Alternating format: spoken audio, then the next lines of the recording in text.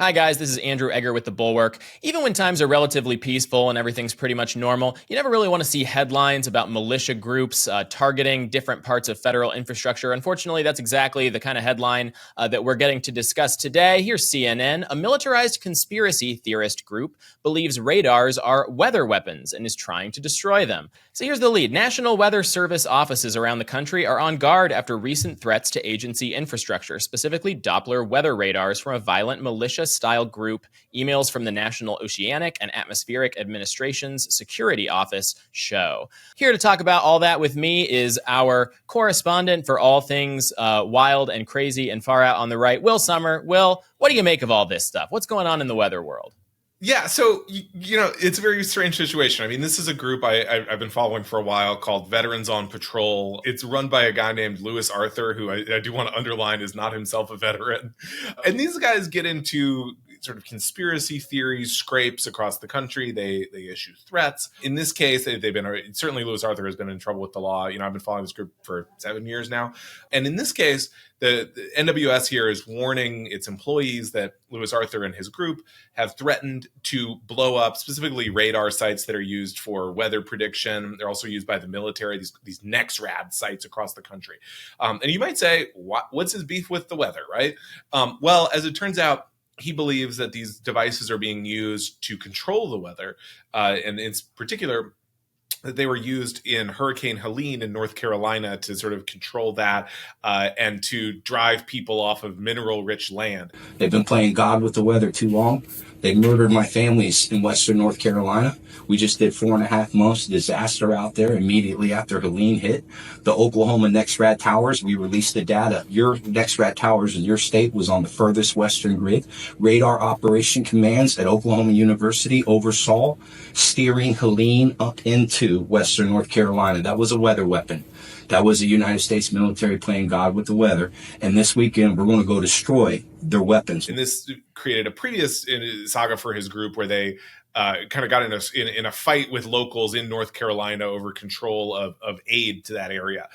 So this is what we're dealing with, and it's not great. Yeah. I never know when you bump into these stories, a local militia group. Obviously, these are very distributed organizations.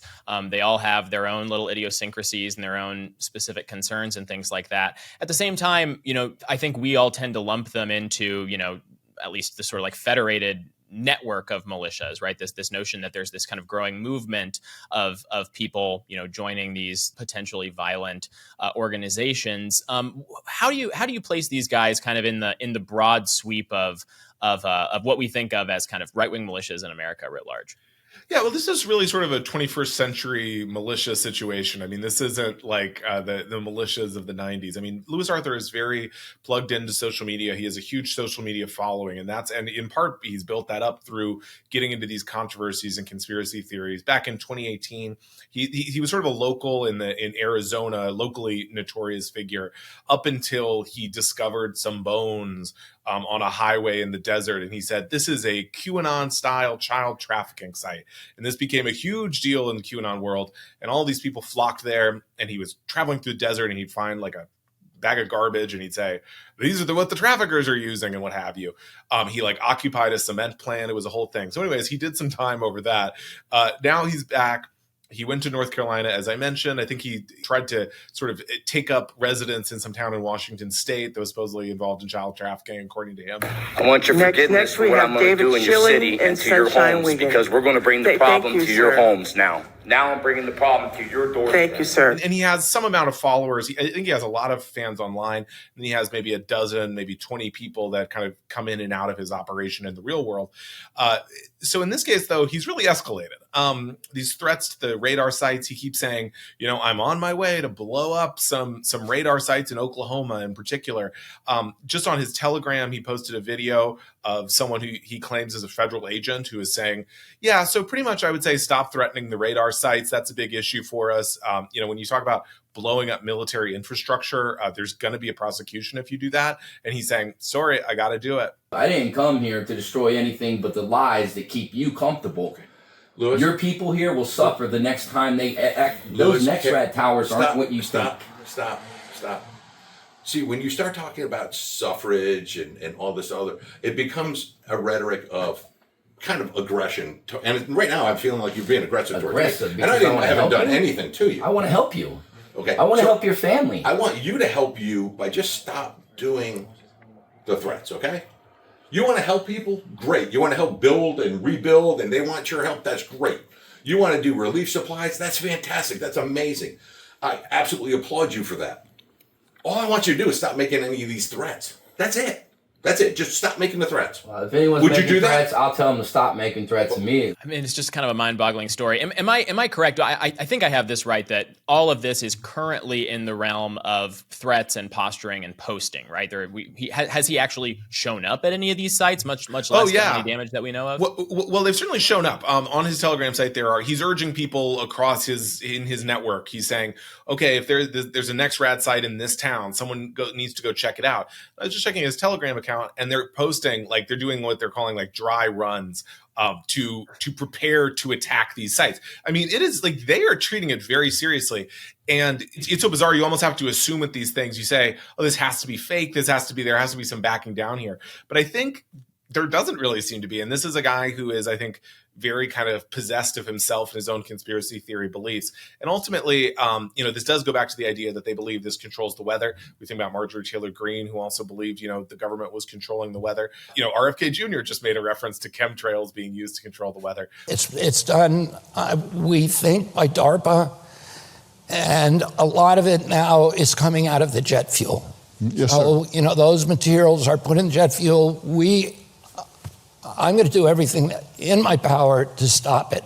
We're bringing on somebody who's going to think only about that, find out who's doing it, and holding them accountable. So this is an idea we're seeing more and more. Yeah, and I guess I kind of have to just wonder, where is kind of federal law enforcement in all of this? I mean, it would seem to me that it's very likely the case that it is not only illegal to blow up military infrastructure, but you can only do maybe there's a 3 strikes type rule. You can only do a certain amount of threatening to do that in public, online, before you get a knock at your door. I mean, have we seen any kind of response from the boys in blue about all this? Well, so he posted this video today of supposedly a visit from a federal agent, but this guy seemed really like, almost plaintive, pleading with Louis Arthur, saying, oh, come on, if you blow something up, we're just going to have to respond. This isn't the way to do what you want. You know what's freaking them out right now is if people really take to what I'm saying. Stop. Seriously, please stop. I want them to stop. Then help me stop them. Okay, how do we go about it your way? What do you want me to do to help me address what they've done here? What I would like you to do is stop calling for any attacks. What do you want me to do? Stop doing that. That's going to replace that. What's my steps?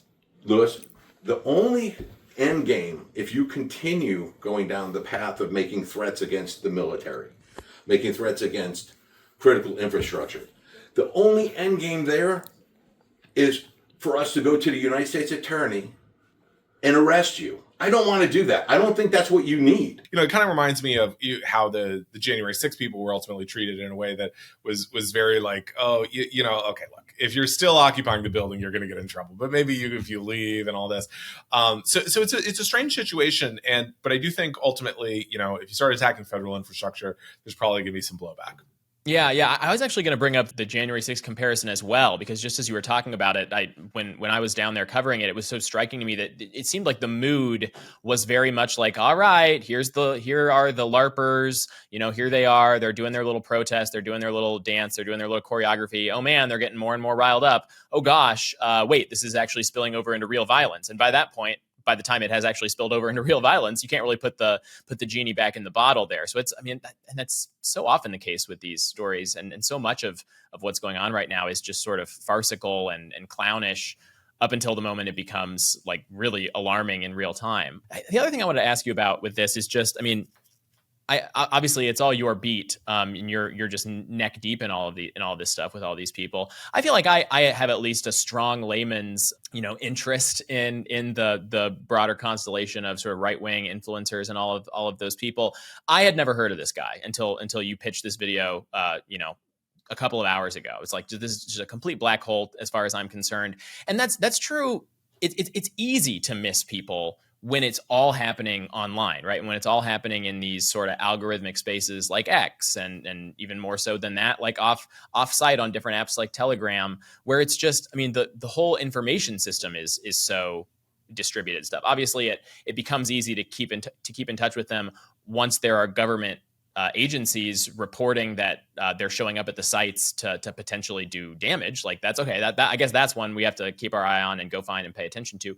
But just in kind of the broader principle of the thing, I guess I just wonder, as you're covering all of this, how do you just sort of deal with the fact that it's such a loose ecosystem of all of these guys out here in a way that it really never was like this for like the most important quote unquote influencers in politics in the past?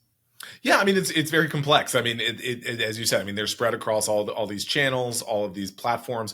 I mean, for me, I think you have to look for when it spills over into the real world. And in this case, the idea of blowing up radar sites certainly qualifies. I mean, I was just at the Justice Department watching another group that claims, we got to arrest all these judges and what have you. And you kind of keep an eye on them until something happens. Yeah. I mean, again, like the January 6th thing, like I remember the morning of January 6th, before the rally had even happened, there were like a couple guys like in folding chairs down by the reflecting pool there, who were handing out like little flyers. They were like, "Hey, we're assembling a militia. We're going to wear these armbands. It's going to be cool. We're going to take back our government." It was just two guys, handing out loose sheets of paper, and it's kind of like, "Oh, okay, that's really interesting. Cool. Good luck. Go on with your day. Have a fun time. Enjoy your little party." And then, and then it's not quite so clownish anymore. Yeah, so, I mean, I think that really sums up kind of the times we live in, where it's, on one hand, you have to take it very seriously, and also you have to acknowledge, like, a lot of this stuff is just totally ludicrous. Yeah, kind of funny, right? I mean, like, it will be less funny if he blows one up, but I feel like I'm gonna have to follow this guy to follow his future escapades. I kind of hope someone is keeping an eye on him. I hope one of his 15 or 20 acolytes that you were mentioning before is like a federal agent or something like that. That seems like it would be a fruitful use of at least one or two people's time. All right. Well, thanks for coming on and breaking it down for us. Thanks to you all out there in TVA land for watching the content. We hope you'll subscribe to the feed. Head over to thebulwark.com to read about all this stuff and a lot more. And we'll see you next time.